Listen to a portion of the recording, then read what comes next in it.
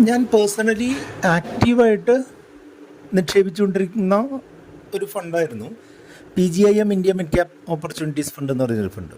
അത്യാവശ്യം നല്ല പെർഫോമൻസുള്ള ഒരു ഫണ്ടായിരുന്നു. പക്ഷേ ലാസ്റ്റ് ഒരു 2 വർഷമൊക്കെ ആയിട്ട് അത് അത്ര ഒരു നേട്ടം തരുന്നില്ല എന്നുള്ളത് ഞാൻ കഴിഞ്ഞ വർഷം ഒരു മെസ്സേജ് ഇട്ടിട്ടുണ്ടായിരുന്നു. അന്ന് മുതൽ ഈ ഫണ്ട് ഒരു വാച്ച് ലിസ്റ്റിൽ ഉപേക്ഷിക്കേണ്ട ഫണ്ടുകളുടെ ലിസ്റ്റിലേക്ക് വെച്ചുകൊണ്ട് അതിനെ കെയർഫുള്ളായിട്ട് അനലൈസ് ചെയ്ത് വരികയായിരുന്നു.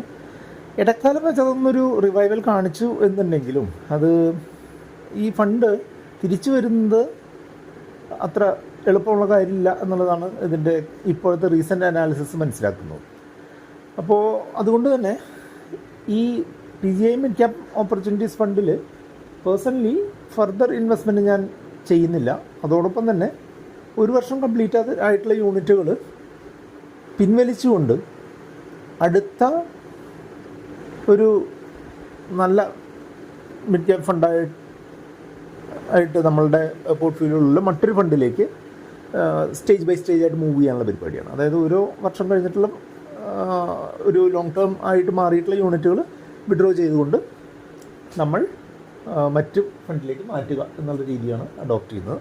അപ്പോൾ ഏകദേശം ഇനി ഒരു വർഷം കൊണ്ടൊക്കെ നമ്മളുടെ കയ്യിലുള്ള മൊത്തം യൂണിറ്റുകളും പുതിയ ഫണ്ടിലേക്ക് മാറ്റും എന്നുള്ളതാണ് ഞാൻ ഉദ്ദേശിക്കുന്നത്.